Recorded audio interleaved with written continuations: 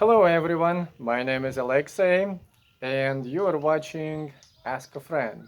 And my friend in this beautiful day is Pastor Ben Ward. How are you doing today? I'm doing great. Thank you for having me on. Oh, thank you for giving me such opportunity to have you here and talk with me. I know the one question we did already discuss before, but it's more for those who never heard an answer.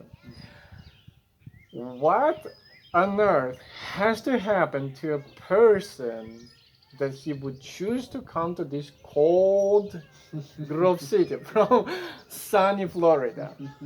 So it's, Yeah, well, we're here in the great state of Pennsylvania, in the great town of Grove City, and yeah, I'm a pastor at Covenant Orthodox Presbyterian Church here in Grove City, and for the last 10 years, maybe not quite 10 years, but about 9 years before this, I lived in Florida, here in the USA, and yeah, the temperatures are very different. Although today is really nice, it's oh pretty yeah, close today. we are blessed with today's weather. Yeah, it's wonderful. So I mean, yeah, it's very different, and the only reason that I have come up here is because of the call that the church extended to me and to my family to come up here for me to be a pastor Mhm. at Covenant, and so we're really happy to be here. I personally like this weather because I didn't grow up in Florida. I grew up in New Jersey, which is Mhm. just one state over from here, and the weather's pretty similar. So it sort of reminds me of my childhood a little bit. But my wife has been in Florida a long time, so it's a little harder for her to adjust. But we love it right now here in the summer. So yeah, we're up Oh, here good. because I was called to be a pastor, and we love being here in Grove City. Mhm. Could you please elaborate more on that? You were called to be a pastor. Like, Yeah, when did it happen? yeah. So I mean, I the Bible teaches that um, a man, when he is called to an office in the church, does not call himself. Hmm.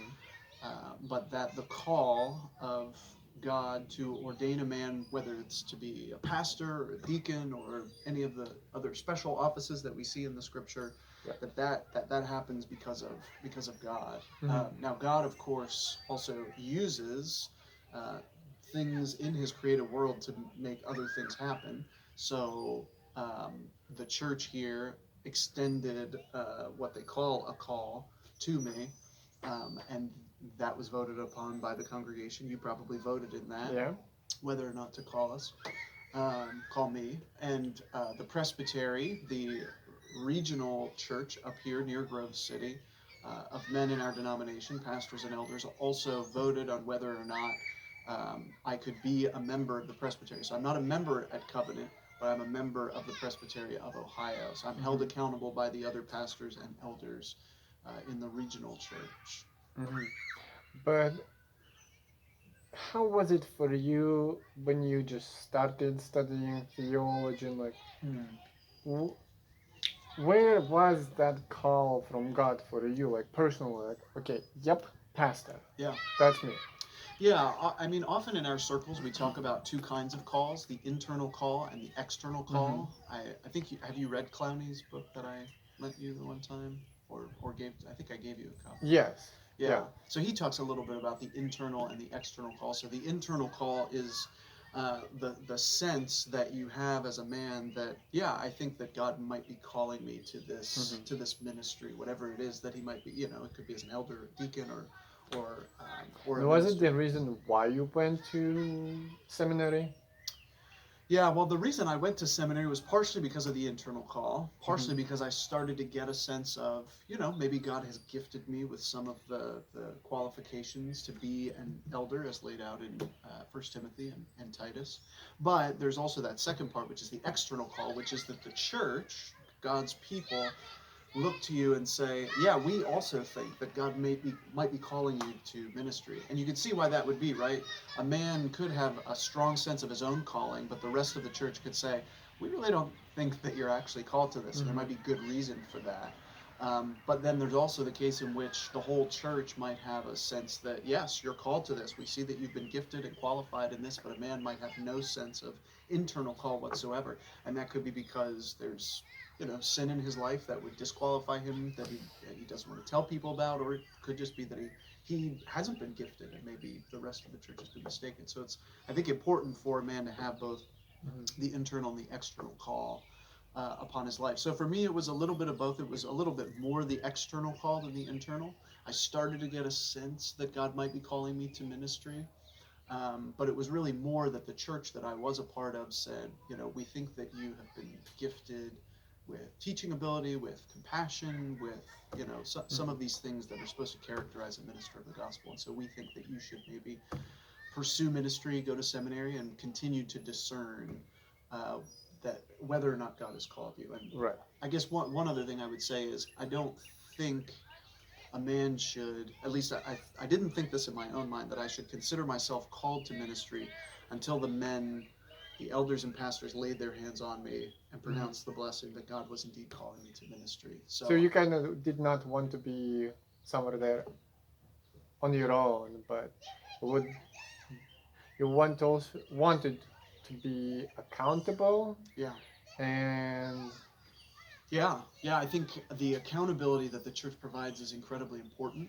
I think that when God calls us to faith in Jesus Christ, He doesn't just call us as individuals, but He calls us to become part of the Mhm. community of believers, of the church. And um, that is a mysterious and spiritual thing, but it's also an institution. I mean, when you read about the church in the New Testament, when Paul is going about his missionary journeys, he's setting up institutions, churches. He gives, again, those qualifications for elders and deacons.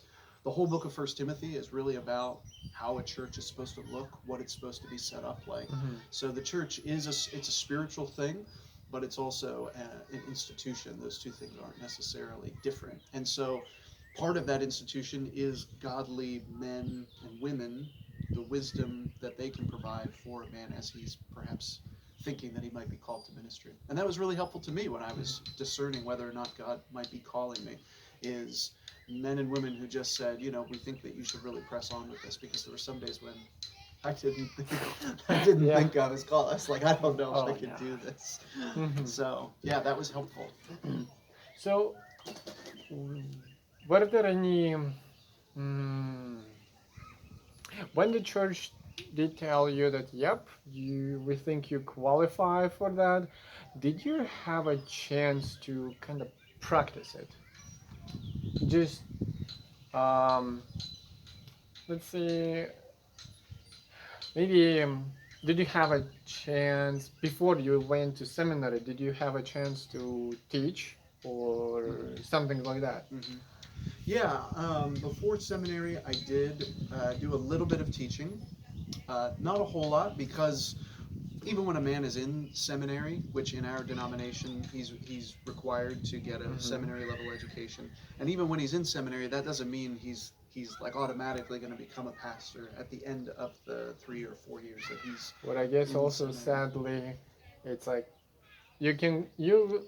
It's good that you do go to seminary, but it doesn't mean you're good as a pastor. Right? Yeah. I mean, there have been plenty of men.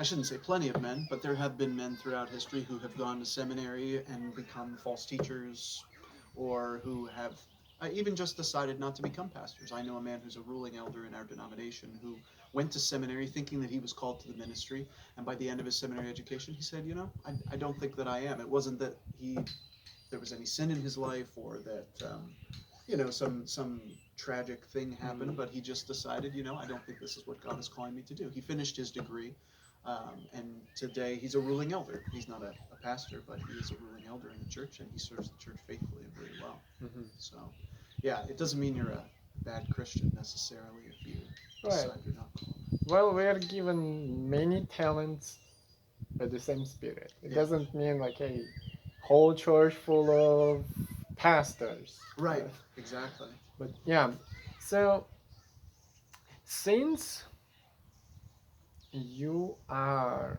pastor, I would say of a big church, Hmm. um, what are the practical things that you as a pastor and also other people should do to make sure that whoever comes to our church, to your church where you're a pastor, uh, doesn't get lost or Yeah. doesn't feel a sense like, I don't, I don't feel like I'm here, needed here, wanted. Right.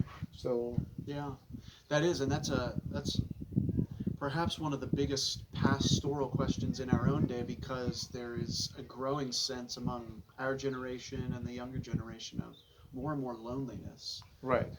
And that unfortunately extends into the church as well, which Or is at some point even being left out, I guess. yeah, and that probably has always been the case in some sense, but I think people are more willing to talk about it now than they probably used to be. Mm-hmm. Um, it's funny that you say ours is a big church, because I think in the eyes of the world they would say ours is a small church, because most people, when they think of churches that aren't Christians, they think of mega churches of thousands of people. But I agree with you. I think our church is a big church, and of churches in our denomination, ours would be one of the bigger churches, having just a few hundred people. Right. Which is part of why I was brought here. Is it's a big church for one pastor, and Right. so another pastor can help to sort of carry the load and the burdens of a church.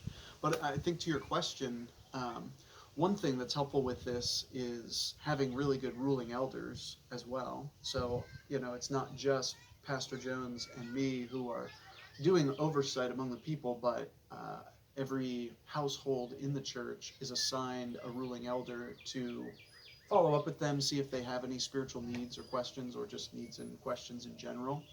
And they usually check in with the households. But even then, I mean, that can be sort of that can feel to some people sort of professional, not like there's a relationship there.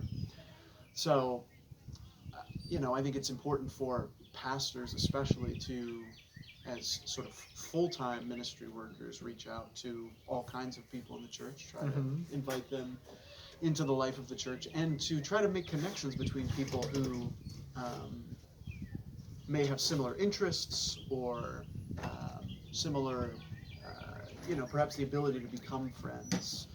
We don't Right. have to be best friends with everyone in church, but I think it is important for us to try to be friendly with everyone in church, and to create sort of that spirit of fellowship, that everyone is welcome and that all the members are connected together. And that's a hard thing to do, because people have Right. very different personalities and everything, but I think it's something that we need to do better, just as the church, not just our church specifically, but just globally as the church. Right. Yeah, and yeah, I know you are right. There are this. This is one of those things that um, seems to be problematic in big churches. Like you, you, if even if you do want to, you can't spend too much time with one just person. Like become friends or know that person personally very well. Mm-hmm. So, and it's again, it's kind of like a quality time thing. Mm-hmm. But then also, it in big churches, it may be like you come and go to church, like, and you may not even know that I am part of this church. Like, Mm-hmm. oh, who's that? Oh, your name is Alexei? I think I see you first time. Well, I've been a member here for 10 years, Mm-hmm. something like that. Yeah. So, Yeah, and the bigger a church is, the harder it is to make those connections. right. That's definitely true. One thing I would say, for someone who's watching, maybe they feel alone in their churches. I would say, it may be hard. You may be a shy person, but try to take the initiative on something like that. And I know that's nerve wracking. I'm not the most outgoing person myself. I've gotten better over the years, but it actually takes practice when you're not a naturally outgoing person. Um, it takes practice to actually sort of become more that person. So I think, if you see someone that you think, maybe that person is close in age to me, or maybe even if they're an older person, or you're a younger person, or vice versa, I think trying to strike up a conversation, inviting the person out for coffee, almost no one in the church, hopefully, is going to say no to something like that. It Right. might give you an opportunity Scoff to, it. yeah, yeah, But- it'll give you an opportunity to grow in a relationship But together. how about if you do try and you're like one of those, okay, whom it doesn't come naturally, and you try and you go out and tell people, hey, let's hang out and do stuff, but you don't receive anything back. Yeah. Like people are passive Hmm. or something like that. Like, Yeah. what should you do in that? Yeah. And again, I think that's tough. I think it's an even worse problem for people in our generation. I think we sometimes we like to just give up on plans that we've made with people or something like that. I think that happens a lot. Um, I don't know what they call it in Latvia, but here we call it being flaky. Yeah.